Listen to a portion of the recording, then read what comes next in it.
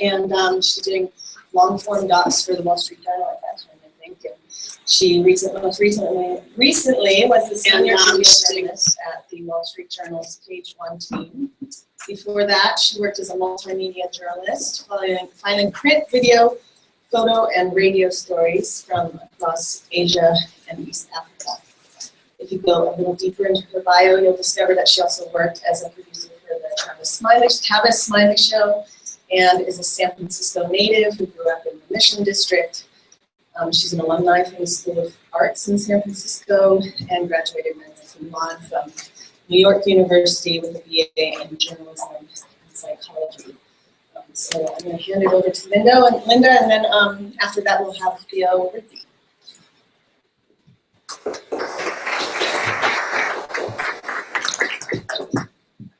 All right. These are cute.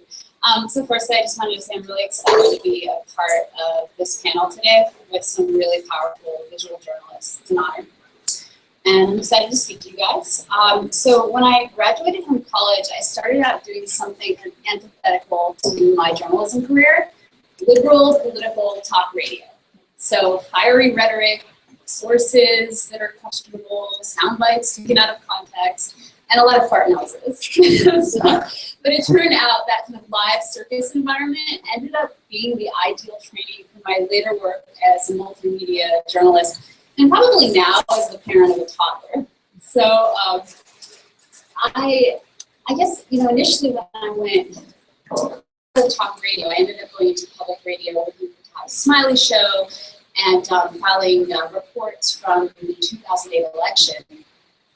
After which, I got an opportunity from a mentor to go and start filing reports there. He basically said, if you get here in the next couple of weeks before I fill a position, it's yours. So raced over there, quit my staff position with NPR, and started a new life. Now, initially I only had radio skills, a little bit of video experience in the classroom at NYU, but much more radio.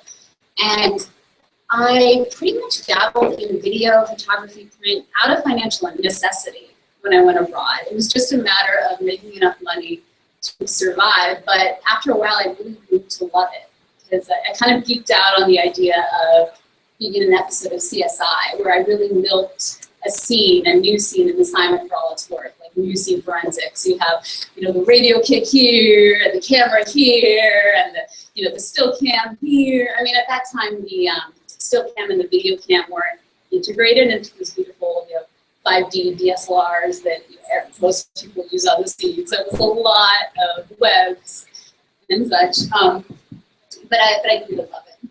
So I want to highlight 3 things today. Just going to give you guys a range of my work, just so you can see the kind of diversity of the media I'm working with. Then I'll focus more specifically on my work abroad. I really developed 2 beats abroad. Was emerging markets and national security and geopolitics. And I'll show how I thrived, or let's just say survived as a freelancer abroad. Give you guys some numbers. I'm curious about that, and how much you'll get for various reports, and the best way to double dip. And then I'll end with some examples of reporting I've done in conflict zones. I just want to say, for the record, I am a wuss, like the definition of wuss. So I went through some hostile reporting training, and I had an open invitation to go to an active war zone in Afghanistan at the time. The training, I won't give too many details about it, but it's an established training for journalists who are planning to go abroad to a war zone, and they simulate a kidnapping. So that you can see how you do under those conditions.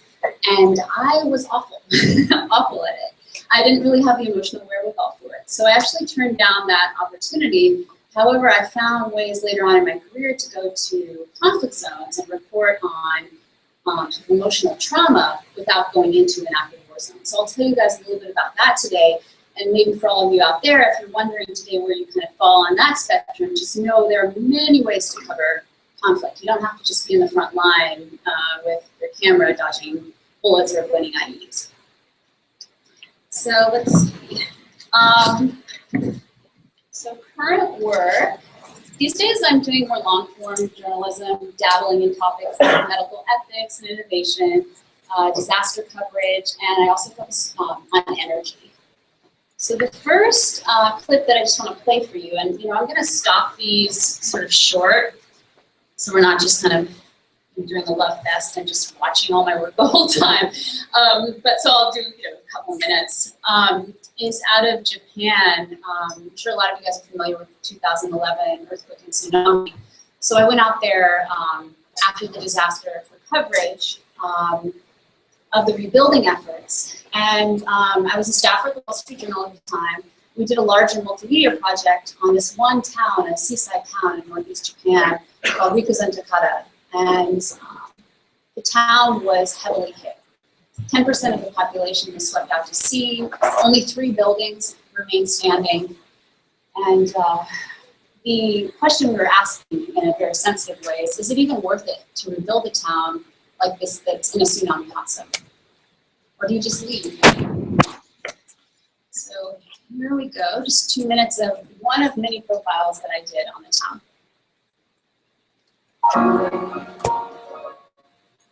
Here we go.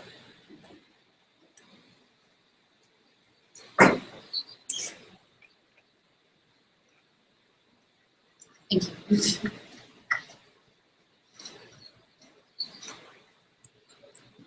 There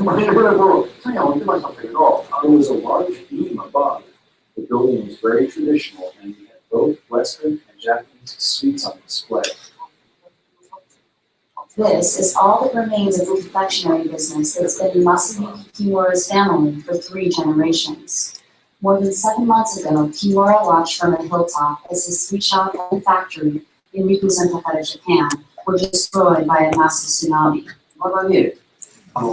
It still feels like this whole thing is a dream, an illusion, and the old scene is what's real. When I close my eyes, I can still see the city that was here before. Now the 54-year-old is trying to figure out how to start over. Even before the disaster, he was struggling. 7 years ago, Kimura opened a second store near the city's beachfront. He barely made a profit despite working 20 hours a day. The move left him $370,000 in debt. When the tsunami hit, Kimura lost both stores, his factory, and all of the family's recipes to the floodwaters. Still, like the owners of dozens of businesses here, he plans to rebuild. The disaster could have been a fresh start for Kimura. For years, he regretted his decision to come home to work in the family store after college. So another thing that I've been collaborating with recently is the Wall Street Journal is doing a lot more immersives, which is these online integration of video, text, and photography, and sometimes animation, data, visualization, and multi-chapter. So looking at a controversial topic and profiling a lot of different individuals and laying it out so that you can, as a viewer, really immerse yourself in that story. So this is one in particular I recently participated in that looked at a group of parents who were collaborating with scientists. The parents had children dying of a rare disease. They were collaborating with scientists to really change the way research for rare diseases are done. And in that process, really reshaping kind of the ethics, the idea of what is the dynamic between a patient and a doctor, or a patient and a researcher. So as you can see, if you can scroll down, you can see there's some live video there. As you scroll down, you'll see more live videos built in. And I'll just play a clip in a couple of minutes of the family profile. There it is.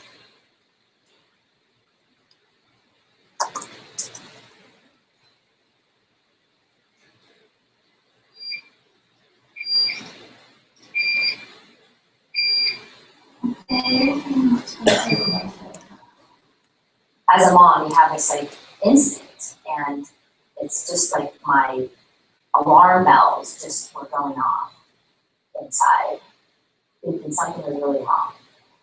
Often, big girl. Aren't you fine? What are we gonna call her? We're gonna call Grandma? Call Grandma and talk to her first.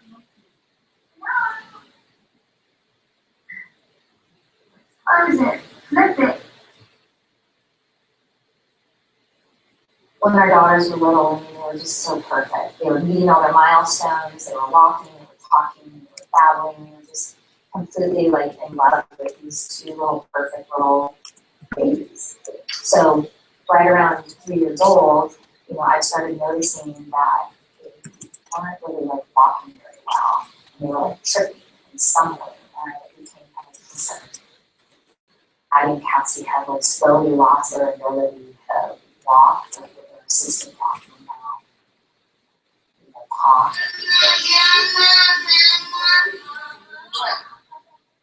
They have problems like with their swallowing, problems with their eye movement. So it's a progressive type of condition. Because they're it's really hard. They can't say they're hungry. Can't say their tummy hurts. I think for us it was really difficult because you know, they were just meeting all their milestones. And then to think that your kids are perfectly normal, I mean, how can it be that they have cholesterol processing disorder and that our kids were talking and walking and loving on each other are going to, like, in 5 years be bedridden and they die? It's really hard to wrap your arms around.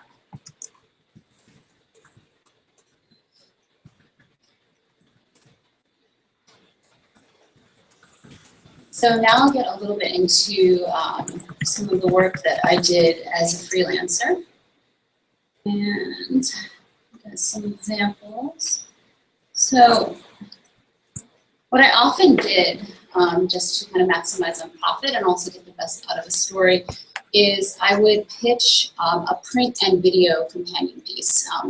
Here's an example of a story I did out of rural India, looking at sort of the growing rural economy and alternative options for profit in rural India, in this case solar lamps, that ended up being cheaper to use than expensive kerosene, which was subsidized heavily by the government. Part of the reason that I would pitch these pairings is, as a freelancer, one of the things you want to think about to get your name out there is how is your work going to get the best exposure possible, and what outlet are you pitching to? Does that outlet have a print preference, a video preference, a radio preference? In this case, and at that time, this was for the Wall Street Journal, it had a very strong print preference. So